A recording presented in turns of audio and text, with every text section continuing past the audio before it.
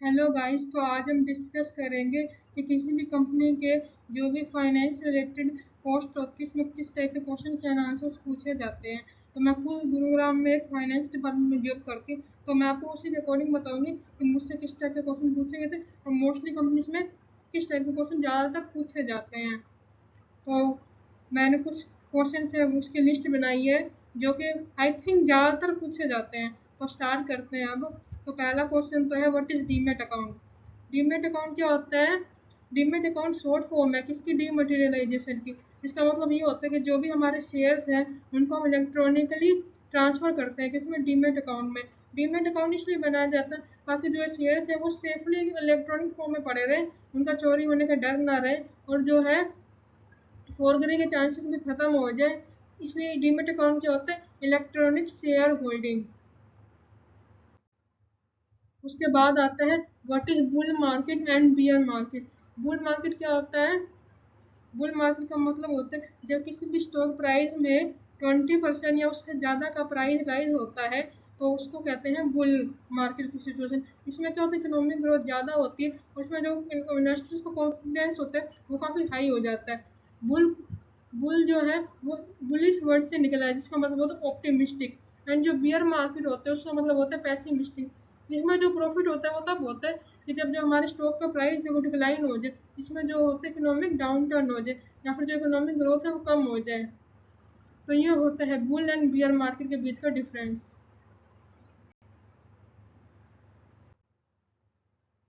उसके बाद आता है, व्हाट इज स्टॉक स्प्लिट। ये वाला क्वेश्चन तो मुझसे भी पूछा गया था। स्टॉक स्प्लिट क्या होता है? हर एक शेयर्स को डिवाइड करना किसमें? मल्टीपल शेयर्स में। इससे क्या होता है कि जो स्टॉक होता है ना, स्टॉक प्राइस तो सेम रहता है, मतलब कि हर कोई भी शेयर है वो हमने स्प्लिट कर दिया, मतलब कि उसकी जो वैल्यू है वैसे स्टॉक की तो कम होगी लेकिन जो कंपनी की मार्केट कैपिटलाइजेशन है वो सेम रहती है। बाकी नंबर ऑफ शेयर्स इंक्रीज होते हैं और प्राइस जो एक शेयर का होता है वो कम हो जाता है इस वजह से। उसके बाद है earning per share.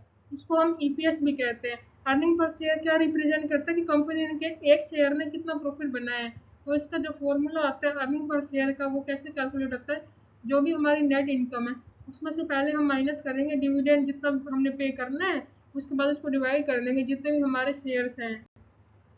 Now the next question is overdraft. Overdraft बहुत लोगों ने सुना होगा। What is bank overdraft? तो ये वही टर्म है when person don't have enough money in account to cover a transaction, but जो बैंक होता है वो ट्रांजेक्शन फिर भी पे करते हैं तो इसको हम क्या कहते हैं? ओवरड्राफ्ट। ओवरड्राफ्ट एक तरह का टाइप लोन ही होता है और इसमें भी कुछ चार्जेस लगते हैं कि जब भी ओवरड्राफ्ट होता है उसके कुछ चार्जेस लगते हैं, उसको हम इंटरेस्ट भी कह सकते हैं। तो हाँ, ये भी एक तरह का लोन ही है।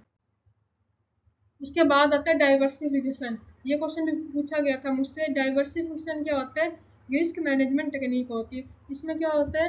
डाइवर्सिफिकेशन क्या होता है? हम अपना टाइम एंड मनी ना एक प्रोजेक्ट की जगह इन्वेस्ट करने की जगह कुछ डिफरेंट डिफरेंट प्रोजेक्ट्स में इन्वेस्ट करते हैं ताकि अगर हमें किसी एक में भी लॉस हो रहा है तो जो डिफरेंट प्रोजेक्ट्स के प्रॉफिट है उससे वो कवर हो जाए। तो डाइवर्सिफिकेशन इसलिए किया जाता है। अब इसको पूरा रीड कर लेते हैं। Diversification is the risk management technique that mitigates risk by allocating investments across different financial instruments, industries, and other categories. It is act of investing in different industries to reduce risk. उसके बाद आता है arbitrage.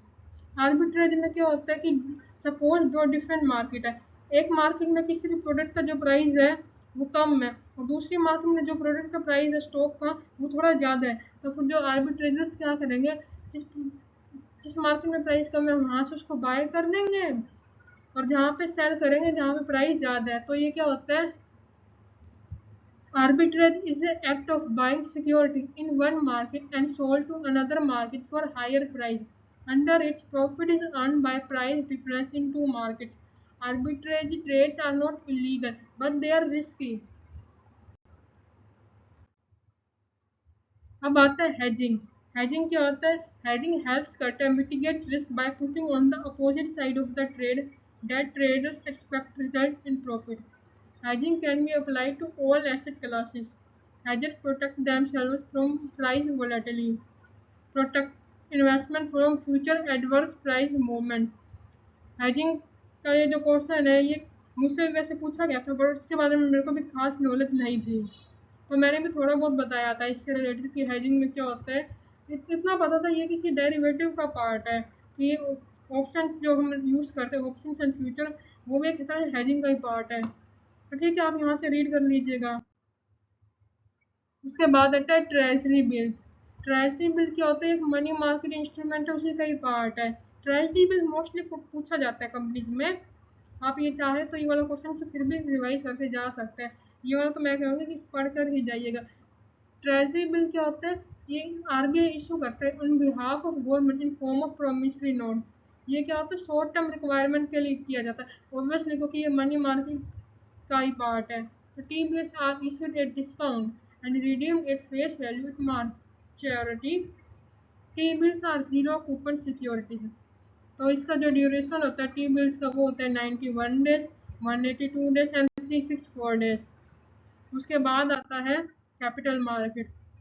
दो market होती है, एक होती है कैपिटल मार्केट और एक होती है मनी मार्केट। कैपिटल मार्केट होती है हमारे लॉन्ग टर्म के लिए, मनी मार्केट होती है शॉर्ट टर्म के लिए। मनी मार्केट में 5 इंस्ट्रूमेंट आते हैं: certificate of deposit, call money, commercial paper, one treasury bill, और एक और आता है वो देख लेना आप। और उसके बाद आता है कैपिटल मार्केट। कैपिटल मार्केट होती है हमारे लॉन्ग टर्म के लिए। इसमें क्या आता है? इक्विटी आ गई, डेट सिक्योरिटी आ गई, जो भी एक्सचेंज ट्रेडेड फंड्स होते हैं, डेरिवेटिव आ गए, फॉरेन एक्सचेंज इंस्ट्रूमेंट्स आ गए। और कैपिटल मार्केट क्या होते हैं? इसको स्टॉक एक्सचेंज रेगुलेटेड करता है। मनी मार्केट में फिर भी आपको इनफॉर्मल कुछ एजेंसीज मिल जाएंगी, और कैपिटल मार्केट में ज़्यादातर प्राइमरी और सेकेंडरी दो मार्केट होती हैं। उसके बाद आते हैं डेरिवेटिव। अगर आप किसी भी पोजीशन के लिए अप्लाई करने जा रहे हैं, जैसे कि इक्विटी रिलेटेड होगी, तो उसमें डेरिवेटिव से ज़्यादातर क्वेश्चन पूछे जाते हैं। इसमें आपसे ये भी पूछा जा सकता है कि फॉरवर्ड क्या है, फ्यूचर क्या है। तो डेरिवेटिव क्या होता है? फाइनेंशियल इंस्ट्रूमेंट है जिसकी वैल्यू हम डिराइव करते हैं अनदर एसेट से, which is known as the underlying asset. ये एक ऐसा कॉन्ट्रैक्ट है जिसकी वैल्यू हम कैसे निकालते हैं? प्राइस चेंज होने से निकालते हैं। जब जो प्राइस है वो हमारा चेंज हो जाता है, तो वैल्यू वैल्यू जो है डेरिवेटिव की वो भी चेंज हो जाती है। और जो डेरिवेटिव है वो 4 टाइप के होते हैं। पहला होता है फॉरवर्ड, फिर होता है फ्यूचर, फिर होता है ऑप्शन, और फिर होता है स्वैप। स्वैप क्या होता है? स्वैप में जो है चेंज होता है, मनी फ्लो में चेंज होता है। और ऑप्शन में क्या मिलता है? ऑप्शन में एक राइट मिलता है परचेज करने का कमोडिटी या फिर सेल करने का। एंड फॉरवर्ड एंड फ्यूचर में एक तरह से प्रॉमिस किया जाता है कि हम एक फिक्स डेट पर जो कमोडिटी है वो परचेज करेंगे। ठीक है, तो ये हो गए 4 टाइप। अब उसके बाद हम नेक्स्ट देखते हैं। ये जो क्वेश्चन है ब्लैक स्कोल्स मैटर मॉडल, ये क्या है? ये प्राइसिंग मॉडल है जिसका हम क्या डिटरमाइन करते हैं? थ्योरेटिकल वैल्यू बताता है जो भी हमारे ऑप्शन होते हैं, कॉल ऑप्शन है, पुट ऑप्शन है। ऑप्शन क्या होता है? ऑप्शन एक तरह से पार्ट होता है डेरिवेटिव का, जिसमें हमें राइट मिलता है बाय करने का या फिर सेल करने का। तो उसके भी 2 टाइप होते हैं, एक होता है कॉल ऑप्शन और एक होता है पुट ऑप्शन। ठीक है, तो फिर ये जो होता है, अगर हमें वैल्यू निकालनी है इसके थ्रू, इस मॉडल के थ्रू, तो हमें ना 5 चीज़ों पर फोकस करना पड़ता है। एक तो हो गया स्टॉक प्राइस ऑफ ऑप्शन, दूसरा हो गया रिस्क फ्री रेट, तीसरा हो गया टाइम टू एक्सपीरिएशन, फोर्थ हो गया करंट स्टॉक प्राइस, उसके बाद होता है वोलेटिलिटी कितनी है। उसके बाद आता है bonds. Bonds are essentially loans होते हैं from the investor to the issuer. Bonds can be either short or long term in duration. Mostly bonds issued by government or corporate when need of money. By buying a bond, you are giving loan to issuer, and issuer have to pay you back the face value along with interest payment. Bond क्या होता है? Type of loan होता है, मतलब कि ये भी आपको रीपे करना ही पड़ेगा। इसमें इक्विटी की तरह नहीं होता कि आपने नहीं भी पे करा तो भी कोई बात नहीं, काम चल जाएगा। इसमें आपको बॉन्ड बॉन्ड अगर आपने इशू करा तो आपको अमाउंट भी पे करना पड़ेगा और उसका जो है इंटरेस्ट भी पे करना ही पड़ेगा। उसके बाद आते हैं 3 golden rules of accounting. Real account debit what comes in, credit what goes out. Personal account debit the receiver, credit the giver. Nominal account debit all expenses and losses and credit all incomes and gains. And कुछ general entries पूछी जा सकती है, जैसे कि bad debt से related होगी। Provision for bad debts का बिल्कुल नहीं पूछा जाता, मेनली पूछा जाता है कि बैड डेट्स का पूछा जाता है। अगर रिकवरी कैश रिकवरी होगी तो उसमें क्या डेबिट होगा क्या क्रेडिट होगा। तो ये कुछ क्वेश्चन थे, मुझे लगता है कि जो सबको पता होने चाहिए अगर कोई भी आप फाइनेंस का इंटरव्यू दे रहे हो, क्योंकि मोस्टली यही क्वेश्चन पूछे जाते हैं। अगर आप बिल्कुल ही कोई जूनियर लेवल के लिए ट्राई कर रहे हो फाइनेंस का इंटरव्यू देने की, तो उसमें ज़्यादातर ये पूछा जाता है कि गोल्डन रूल्स क्या है, जर्नल एंट्री क्या हो सकती है, बस। ठीक है, थैंक यू फॉर कॉल।